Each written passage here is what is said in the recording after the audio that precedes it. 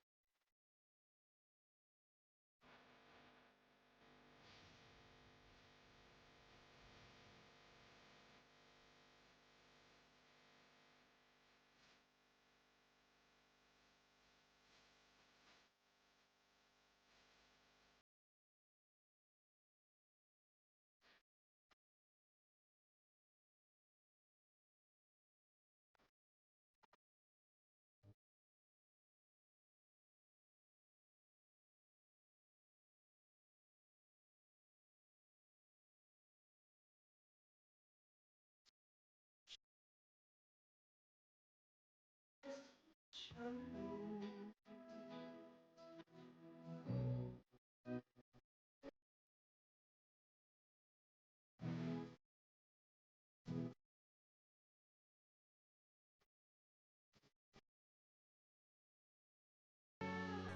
can't give anymore. I can't live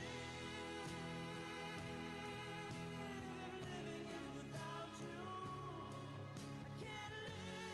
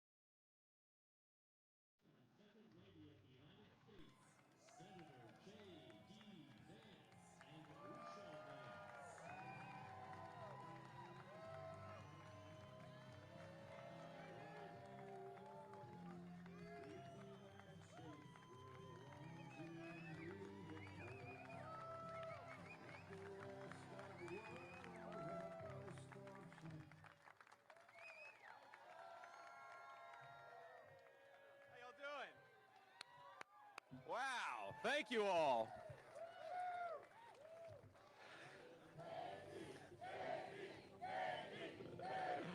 Please, please, please. Thank you. Thank you all. Please. It is great to be here in Michigan. It's a little hot today, but it's a beautiful state. All right, let me talk a little bit about what we're going to do to take this country back. We're going to take back the White House. We're going to restore American manufacturing, and we're going to restore our whole country, and it's going to start right here in the state of Michigan. Now, I love Byron Center. I've been here just about a couple hours, but Byron Center has been cast aside, and a lot of places in this country have been cast aside by America's ruling class in Washington, D.C. Now, politicians come into places like Michigan, they say nice things, but they crush our industries, they offshore our jobs, and they undercut American wages with illegal labor. You, my friends, have been betrayed. And the people who have been doing the betraying have gotten rich off of this country's decline. And it's time to call them out, and it's time to kick them out of office.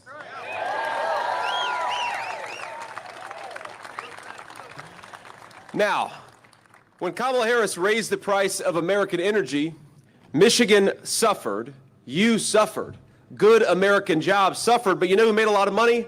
Kamala Harris's donors, the people who benefit from some of these green energy scams where they do things like, build windmills in salt water off the coast of Nantucket, and of course they fall apart and get washed up ashore, right? Crazy stuff. Now, when she forced Americans, using your tax dollars, by the way, to buy EVs made in China, it made Michigan a whole lot poorer, but it made the green energy lobby a whole lot richer. And this is a theme with Kamala Harris. I don't know if you noticed, but every time she makes a decision that makes us poorer or makes our country weaker, there is somebody standing behind her who benefits. Just for example, when she let in millions of illegal aliens, it made our communities less safe, but it did give the Democrats a lot of voters. And they're trying to give illegal aliens the right to vote in major cities all across this country. Now, here's the thing. On November the 5th, this great betrayal from Kamala Harris, it's going to stop because we're going to elect Donald J. Trump, President of the United States.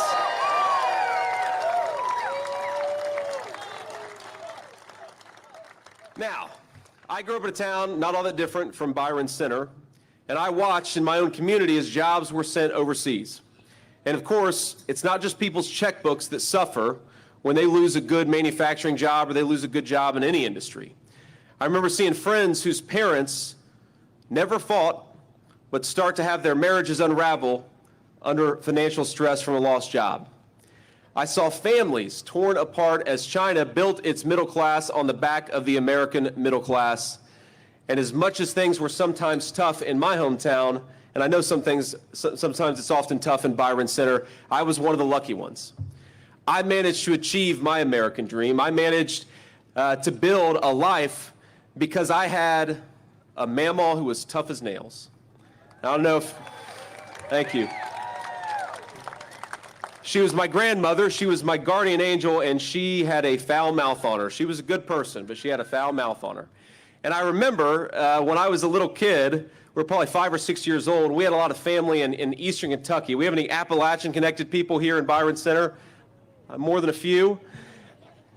Yeah. Going down 75 to visit Kentucky and East Tennessee. I know that story. I remember I was taking one of those trips myself, and I remember there was a guy, my aunt was driving, my mama was in the passenger seat, and I was in the back seat. There must have been, somebody got cut off or something, because this guy was driving like crazy. He was cutting us off. He was in a motorcycle, actually. He was flipping us off, and you could tell he was just in a bad mood. And my aunt was telling me the story recently. She said, "Jay, do you remember what happened next?" And I said, "Yeah, Aunt, I do." I remember that Mamaw reached underneath her car seat, pulled out a .44 Magnum, and tapped it on the window. And that was the end of the aggressive driving on the highways of eastern Kentucky. But that woman, by the grace of God, I had her in my life, and I was able to achieve my American dream. I just wanted to be a good husband and father. I wanted to be able to give my kids the things that I didn't have when I was growing up in a poor family in Middletown, Ohio. And I was able to do it Yes, because of my mammal, but also because this is the greatest country in the world. The American dream is still real, and we are here to fight, to protect it, and to build upon it. Every single day, that's what we're going to do. Now, one of the things that bothers me about our opponent in this race, Kamala Harris, she pretends to stand for normal Americans. She pretends to stand for their jobs, for the education of their children. But it is normal Americans, we know this, who suffer the most when politicians like Kamala Harris fail to do their job. You know, I remember my mamaw negotiating with somebody from Meals on Wheels. She was trying to get that person to give her more food so that she could share some more with me. And I think about that story, and I think about that moment in the context of this grocery affordability crisis that's affecting our people.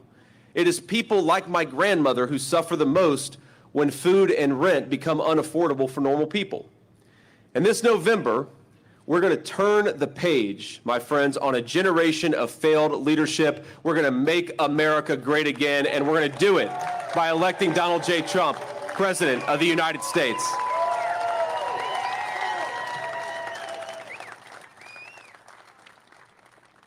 Now, that's the most important thing, of course, is the top of the ticket, because we all know the president controls so much in this country. But we're also going to need a lot of help up and down the ballot. So I want to introduce a few people who are great Michiganders, who are great American patriots, and they are fighting every day for you and for this state. I want to start out with Michigan Senate Republican leader Eric Nesbitt. Where's Eric? There's Eric right here. A beautiful family, by the way, two beautiful kids. We have a Republican candidate for Michigan's 3rd district. And I understand Paul Hudson's going to win this race, right, Paul? Where's Paul? There's Paul right here. We've got Representative Brian Mast, the great Brian Mast. Number 5, Brian. Thank you, man. We have got Representative John Molinari. Where's John? There's John right there. Did I get your name right, John? Close enough? Close enough. And we have got a great guy running who's going to be the next senator from the great state of Michigan, Mike Rogers. Where's Mike? There he is.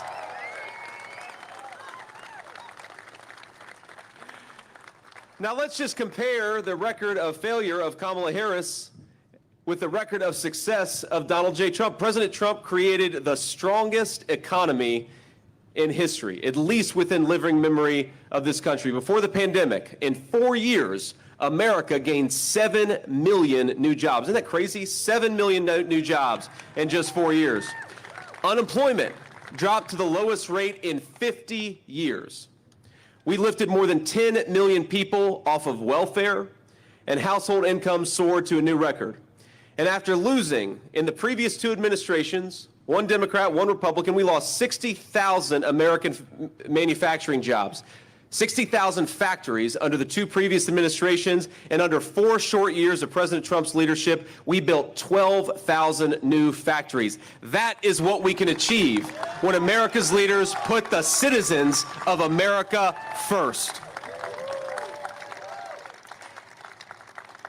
Now, after COVID, President Trump set America on the path to a powerful, inflation-free recovery. All Kamala Harris had to do was leave it alone. And by the way, while we're on the topic of Kamala Harris, we've got some of our friends in the media. I just can't quite get over how dishonest the American media is about Kamala Harris. The craziest thing. Now we have to remember, for 3.5 years, people like Elissa Slotkin, who's running for Senate here in Michigan, and Democratic leaders all across the country, they would say things, and the American media would back them up, that President Biden, for 3.5 years, he's as sharp as he's ever been. He's sharp as a tack. Remember that? The American media act for 3.5 years like this guy was Albert Einstein. And now they want to tell us that Kamala Harris is the second coming of Abraham Lincoln. We don't buy it. We don't believe it. What she actually did, what the actual record is that she inflicted the American people with the worst affordability and inflation crisis in generations. Now, this is not rocket science, my friends. When inflation happens, when the government spends and prints money that we don't have, that makes your hard-earned money worthless. And that makes Kamala Harris directly responsible for this inflation disaster because she cast the tie-breaking vote on nearly $2 trillion in reckless spending. Not just that, she then cast another tie-breaking vote on a radical left-wing spending wish list, which spent millions and billions of dollars on green energy scams. That was another couple $1 trillion. And while they weakened the dollar, Biden and Harris cracked down on American energy. That is a recipe for the terrible affordability crisis that we have on this country. You combine that with their regulatory agenda, you combine the energy problems, you combine the trillions of dollars in reckless spending, and you have got inflation into the stratosphere.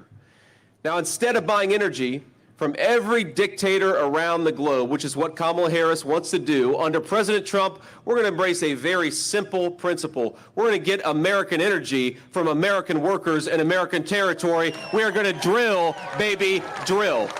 That's going to cut down prices, and that's going to create a lot of prosperity for the American people.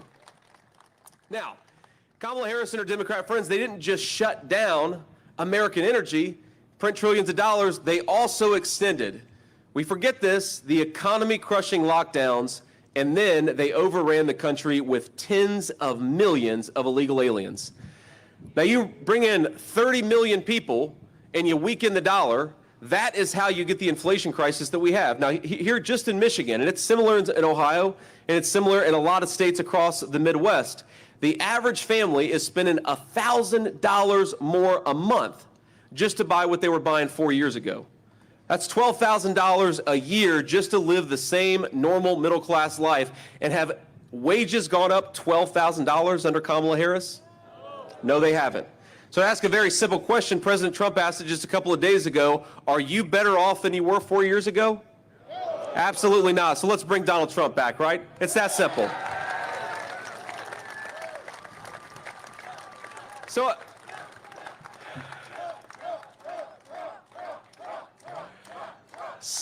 thank you. So under Kamala Harris, gas prices are up 50%.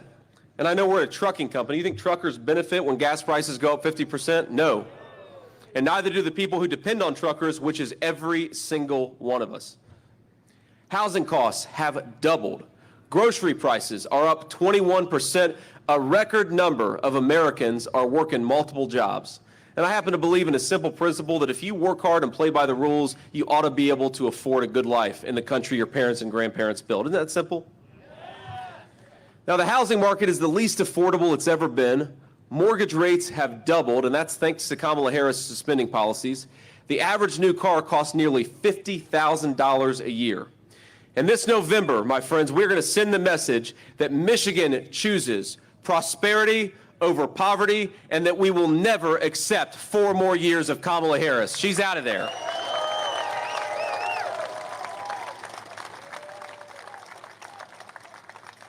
But inflation isn't the only scourge that Washington and Kamala Harris have inflicted on American workers. In fact, let's talk about the news of the day. Just a few days ago, Stellantis announced that it was going to permanently cut nearly 2,500 proud Michigan auto workers who make the iconic Ram 1500. Did y'all hear that? Now, Kamala has done nothing. Now, remember when Donald Trump, when American businesses threatened to shut down factories and move them to Mexico and China, remember what Trump did? He picked up the phone and said, if you do that, I'm going to introduce you to a little word called the tariff. And a lot of American workers benefit because he was willing to fight for the interests and for their American jobs. Now, her policies have been decimating the American auto industry for years. You have to remember, this is the woman who voted to preserve NAFTA, to extend NAFTA, the very trade deal that sent American auto jobs to Mexico by the tens of thousands and turned American dreams into nightmares. She supported these EV mandates that taxed you, took your money, and sent it to electric vehicles that are made in China instead of made right here in the state of Michigan, destroying thousands of Michigan auto jobs in the process. And it's not just the car jobs themselves. Y'all know this. It's the carburetors, it's the transmissions, it's the people who are making the components. They are the ones who suffer when Kamala Harris sends your tax dollars to Chinese-made cars. Well, Kamala Harris now is standing here in Michigan asking us for a promotion. I think it's time to say to Kamala Harris, no thank you, you are fired.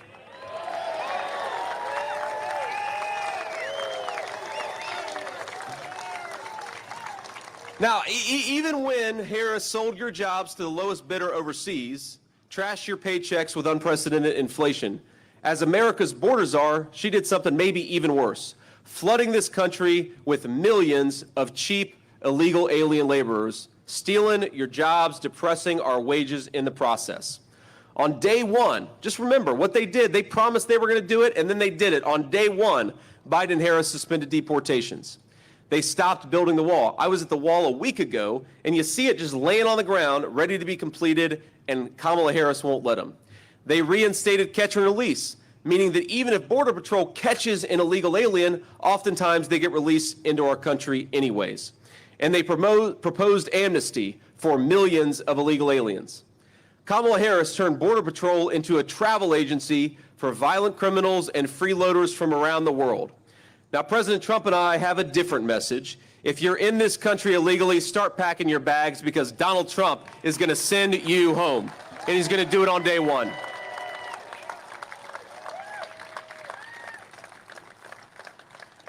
Now, we're in this incredible company, and we're at this incredible company, and I want to introduce just a few people who make this place possible, people who've been building American dreams, some of them for over a half a century. So we've got the great Mary Jane Cordes. Mary Jane, thank you so much for having me. I love you. It's great to have you. Thank you. Now, she's the co-founder of Cordes Inc., and her sons, Steve and Charlie, now run this company. And sadly, after nearly 60 years in business, they're struggling to keep the company afloat under Kamala Harris. So I'm going to ask, if it's not going to embarrass them too much, Steve and Charlie, would you both come up and tell your story a little bit?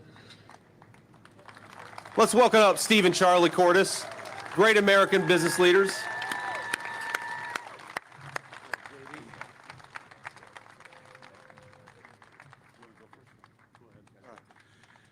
Yeah, JD's right. The last 4 years with fuel prices, inflation, we just have to work so hard. Steve and I are here all the time. We've tried to give raises to our guys, but when inflation goes up 20% since 2021 under this administration in Michigan, it's a little hard to keep up. We're doing the best we can. Our margins are getting thinner. We're going to keep going. We got great employees. There's a bunch of them here, and we're just going to keep rocking it out. But we got to get this guy elected. We got to get Donald Trump elected with JD as his VP. And I agree so much on what JD has to say. We try to use the best parts we can. We do not want to put Chinese parts on our vehicles. The safety of the road is at stake. We always buy American-made as much as we can, and it's getting harder because they ship the jobs overseas. So we need to bring them back with the tariffs like Donald Trump did before and keep America great. Thank you.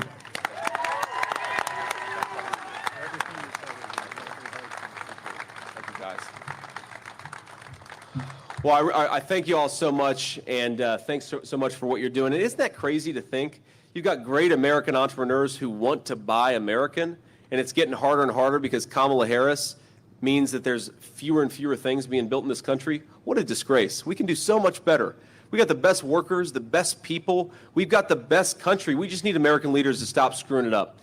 I also want to introduce one of their employers, Chuck Bixby, who's a very, very good dude. I met him earlier. He's a great Trump fan. Chuck, thank you so much for being here. You want to come on up and say a few words?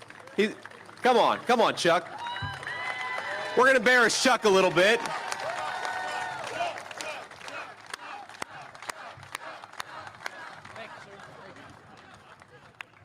As they all said before, we need him. That's right. Because not only is Donald Trump going to do the next 4 years, I got dibs on him doing the 4 after. And you all can, yep, I see it. So we're there. Everybody get people out, get them to vote. The more votes that we can get out, the harder it's going to be for them to cheat. Let everybody have fun. Trying to embarrass him.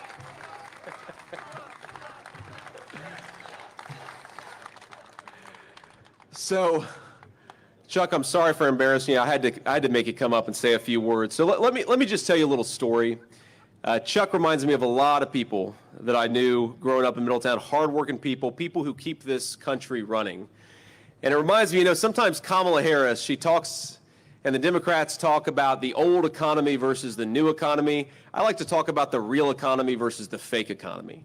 And the real economy is for the people who build things with their hands, who get it to our stores, who transport it from one place to another. Chuck is working in the real economy. Without a lot of American workers like him, this country would be screwed. So thank you, Chuck. Thanks for what you do.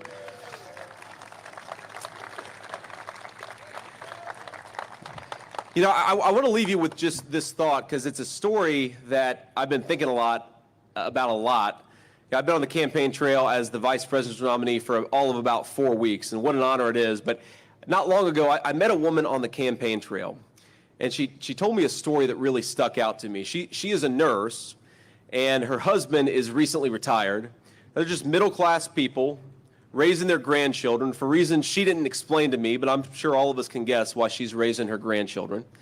And though this woman hasn't had an easy life, she told me about her home and her family without an ounce of complaint or resentment. Now, she wasn't angry at Kamala Harris for firing thousands of American healthcare workers for refusing to get a vaccine. She wasn't mad about that. She wasn't angry at her grandchildren for depriving her of an easy retirement, because she's a little on the older side and now she's got to take care of these grandkids. And she wasn't even angry at her daughter for leaving her an unexpected set of kids to care for. She lived her life, she cared for her family, and she did it without a hint of complaint. Now this, my friends, reminds me of my grandmother. This is the American spirit. A woman who does her duty, she does it well, and she doesn't expect a handout for doing it. God bless her.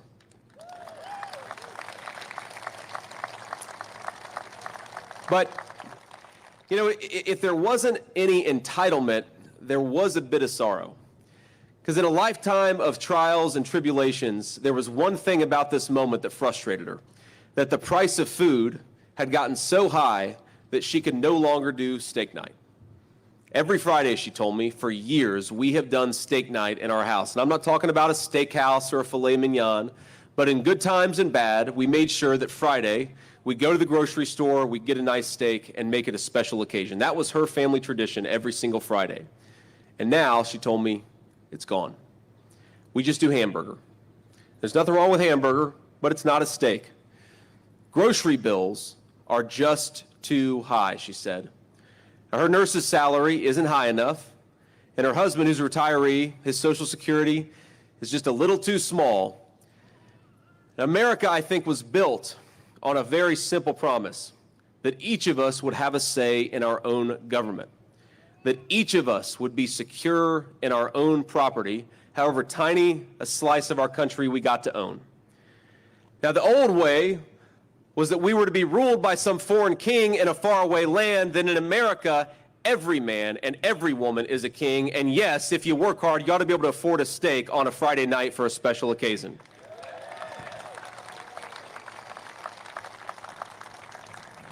Now, I was listening to Kamala Harris give a rally recently, because she doesn't talk to the media. She just talks behind a teleprompter. We're going to take some questions from the media after this, as a matter of fact. But she said she's going to tackle the affordability crisis affecting American families on day one. Think about that. Kamala, day one was January of 2021. Day one was 4 years ago, Kamala Harris, and because of your policies, too many children can't afford a nice meal, too many children have been killed by fentanyl, too many grandparents are raising kids they didn't plan for, and too many families can't afford a special meal on a Friday night. Now, the media, our friends in the back, they make a lot of new noise, make a lot of news about the new tone of Kamala Harris's campaign. Have you seen this? They say, Kamala Harris, you can tell she's excited. But I'll tell you what she's excited about. She's excited that she just got a promotion without earning a single American vote.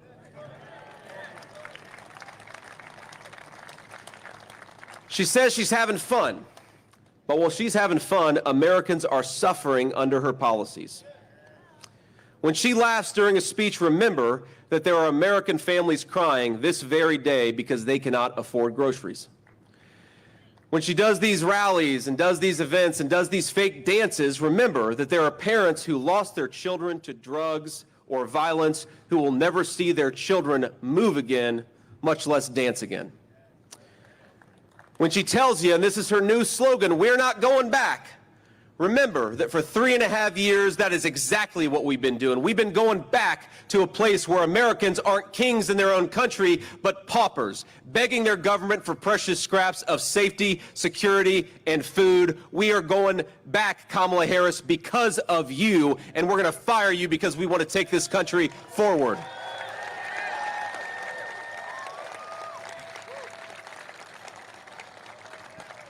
Now, I cannot get over, my friends, about everything about her campaign is fake.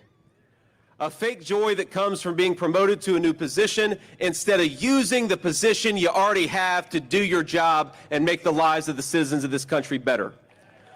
It's a fake ticket that never earned a single Democrat primary vote.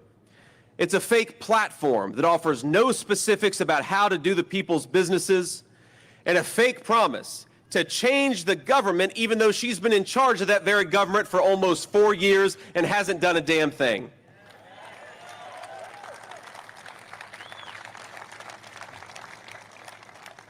Donald J. Trump's campaign instead offers something very, very different. Not a fake optimism, but a very real hope. A hope and a vision to see that hope become reality in this country once again.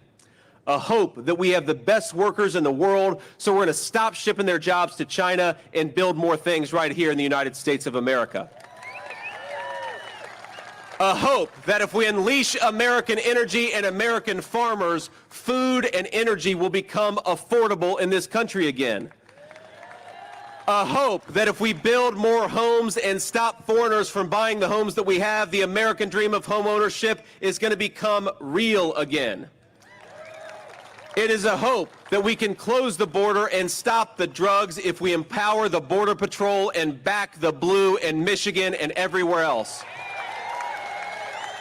It is a hope in the moms and dads and grandparents of our country that though they do have the spirit to survive under the policies of Kamala Harris, they have the ability to thrive under the leadership of Donald J. Trump. When we say that we will make America great again, we mean something simple. Safe streets for our families, a secure border, affordable food for our children, and the American dream, whether it's to buy a home or to see your children do better off than you did, that is achievable again. Let's get it done. We're going to start here in Michigan. It's going to start a fire that goes across the United States of America. Let everybody hear that America is ready to re-elect Donald J. Trump, the president, again. And Michigan, it's going to start with you. God bless you all. Thank you for doing everything you do, and thank you for having me.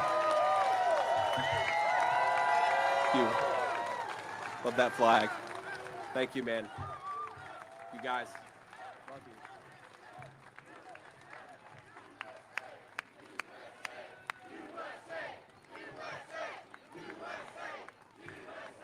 Now, I believe if y'all are willing to stick out the heat a little bit longer, we're going to do some interviews with some real news and some fake news. So I think we have some reporters up here in the front. And what I'd ask is that if you're a local reporter from Michigan, raise your hand first. I'd like to take your questions first, and then I'll go on down the line. So everybody, get ready, because we're going to have some fun with the American media. Question in the air, especially if you're from Michigan.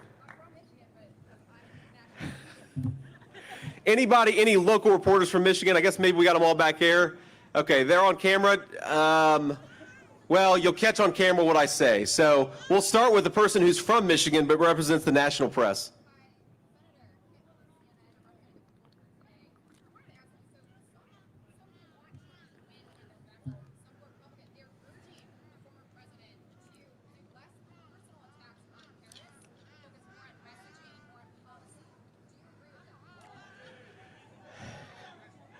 Well, look, the question, I'm not going to repeat that question because it's kind of insulting to our president. So I'll repeat the ones that aren't insulting to our president. Look, here's the answer. To the people who say that Donald Trump should do something different, they had an opportunity to make Donald Trump do something different by challenging him over 3 separate primaries, every single one of which he won. So I think that Donald Trump has earned the right to run the campaign that he wants to run. And look, if you listen to what Donald J. Trump says, if you look at what I say, we are prosecuting the case against Kamala Harris on policy. We're reminding people that Donald Trump delivered peace and prosperity, and Kamala Harris has delivered war all over the world and unaffordable groceries and housing here at home. That is the message we're going to take forward. But of course, President Trump, the reason people love him is because he's his own man, he's unfiltered, and he lets the American people see who he is. And I will say that as his running mate, I obviously can't always speak for the president, but I think I speak for the president. I think I speak for the American people in saying this, that we'd much rather have an American president who is who he is, who's willing to offend us, who's willing to tell us the truth, who isn't a fake who hides behind a teleprompter, but lets the American people see exactly who he is. So that's my view. Ma'am. Hi, I'm from Ohio. Oh, that's not a good thing in this crowd. She's from Ohio, ladies and gentlemen. But I will say, I have Michigan friends. We love our country enough that you guys are willing to give this Buckeye a nice warm welcome. So thank you guys, and God bless you. Ma'am. Senator Vance, thanks for taking my question. I'm Janice Heisel with the Epoch Times. And my question is, we do hear about costs of energy relating directly to grocery costs being up. What other steps besides drilling can the Trump-Vance administration take to lower those grocery prices for people? That's right.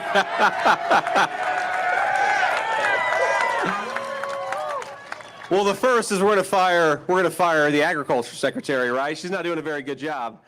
But look, a couple of things. First of all, Drill Baby Drill is a big part of lowering the cost of the cost of food. Because if you think about the farmers, their tractors run on diesel fuel.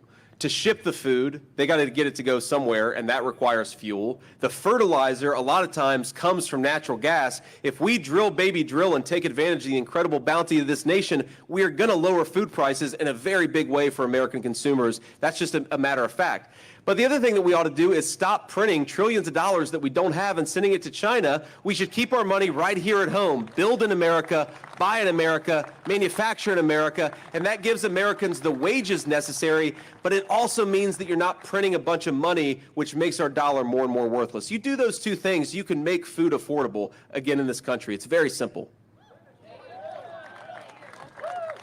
Right. Ma'am. What do you have to say when people say Kamala has an advantage over the young people's vote because she is popular on social media and TikTok? Well, look, I'd say the reason that Kamala Harris does a lot of social media, but we do a lot of social media too, but she doesn't have any ability to be unscripted. Right? What is she going to do other than play around on TikTok? She sure as hell isn't giving interviews. She's not standing before the American people answering questions, right? Now, at least from what I've seen, President Trump and I have great presence all across social media. He just did an interview with Elon Musk on X that had hundreds of millions of American listeners. It sounds like a lot of people in the audience. So I think we're doing great on social media. But my message to young people, I mean, look, I'm the only millennial, the first millennial in the history of a national ticket. And my message to young people is we want you to be able to build a life in this country. If you work hard and play by the rules, we want you to be able to afford a house. We want to bring mortgage interest rates down so that you can actually get a loan to buy that house. We want you to be able to raise a family if you so choose without having it destroy your checking account. And we have got the policies to make that happen. So I think that Kamala Harris, assuming that she can run this filtered campaign hiding behind a teleprompter, young people are smart. And they know that life has gotten more unaffordable under Kamala Harris. And the final point that I'll make is Donald Trump and I believe that America ought to be tough and America ought to have a strong foreign policy. But when people like Kamala Harris send our sons and daughters, our young people, to fight in stupid wars, it is the young generation that carries the burden of that. We're going to stop sending our young people to faraway lands. We are not the policemen of the world. We need to use our young people here at home as the resources that they are and not send them all over the world. And I think that hopefully is a message that's going to appeal. We're going to carry it forward and we're going to see how the chips fall. But look, I feel very confident we're going to win young people. We're going to win the whole country. Sir. New York Times. I wanted to ask you about the latest economic news from this morning, with inflation now being under 3%, the lowest rate since mid-2021. What is your sort of reaction to that news? Well, I think the crowd reaction says it all. Look, when they say that inflation is down, they mean from a baseline where groceries are already 30% more expensive than they were when Donald Trump was president. And they're not saying it's coming down, they're just saying it's not going up as fast as it was 3 years ago. That is not a reputation or a record to brag on, that's a record to be ashamed of.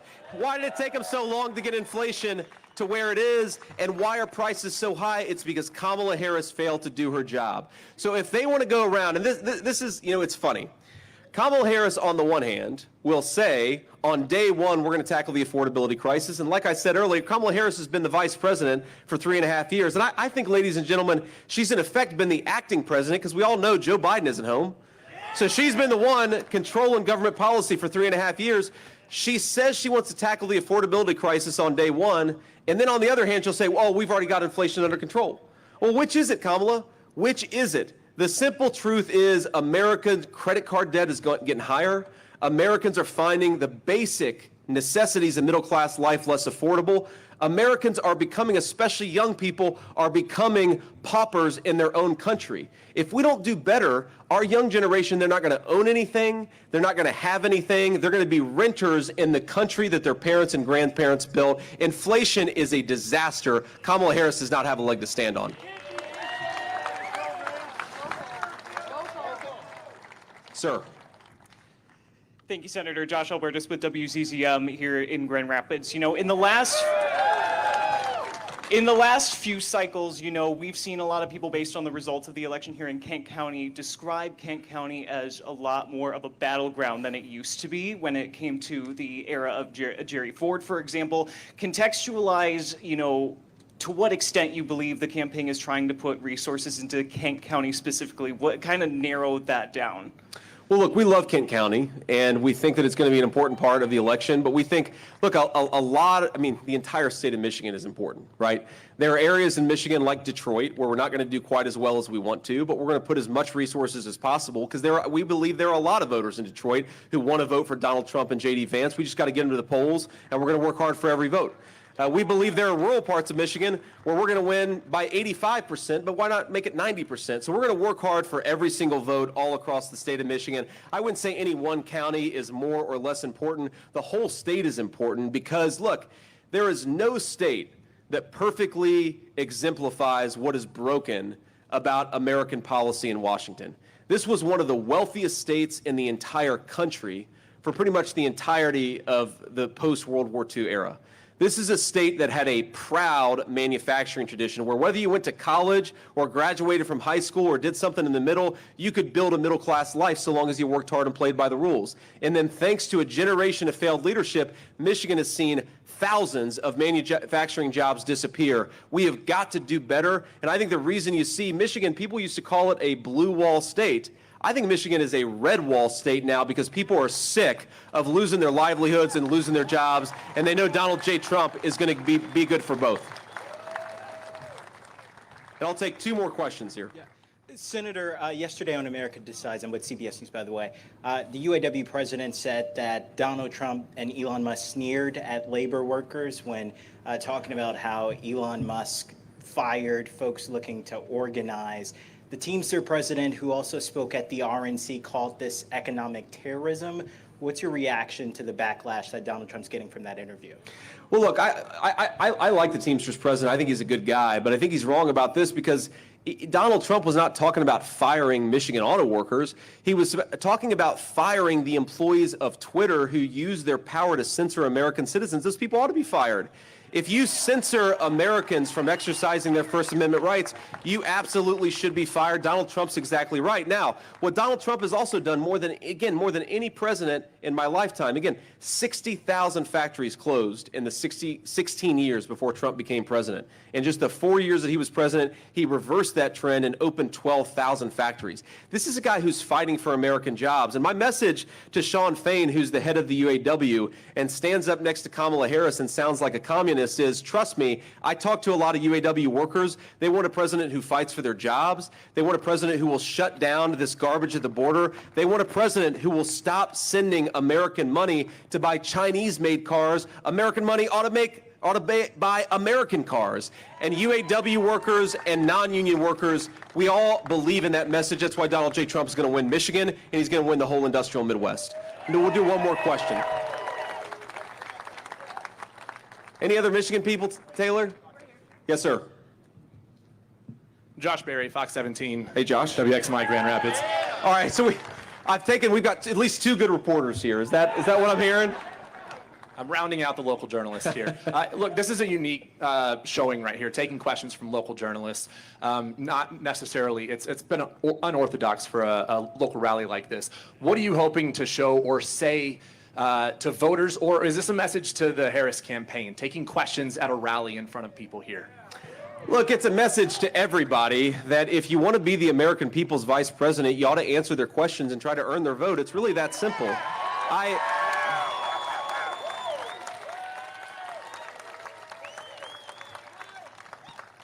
You know, you think about this, and I'm only 40 years old, but I've been in public life long enough to know that sometimes you need to explain certain things, or sometimes new things come up and you've got to answer people's questions. How are you going to address that issue, or how are you going to address this issue? You have got to stand before the American people and answer tough questions if you want to do this job. And it is scandalous that Kamala Harris is running from the media, but more importantly, she's running from the American people. That's a disgrace. I've never seen a presidential campaign in the history of my life where a person is asking to be the president of the United States, but she's afraid of you guys. Now, look, I'd say that some of you, I think, are perfectly fine journalists. Some of you, no offense, are fake news.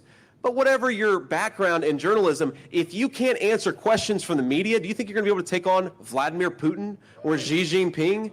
If you're afraid of answering before the American people, how can we possibly trust you to sit in a room with world leaders and represent the American people?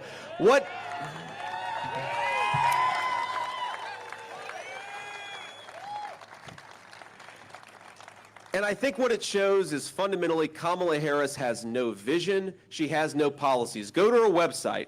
Ask yourself, what is it that Kamala Harris wants to do for this country? And the answer is, she has no idea. None of us have any idea. What Kamala Harris is going to do for the American people is exactly what she's done for the last 3.5 years, which is fail. So we cannot give her a promotion. We've got to say, you are fired. God bless you all. Thank you so much for being here. Michigan, get out and vote. Get your friends and family to vote. Volunteer if you're able. I love you guys. I'll see you soon. We'll be back in Michigan quite a bit. God bless y'all.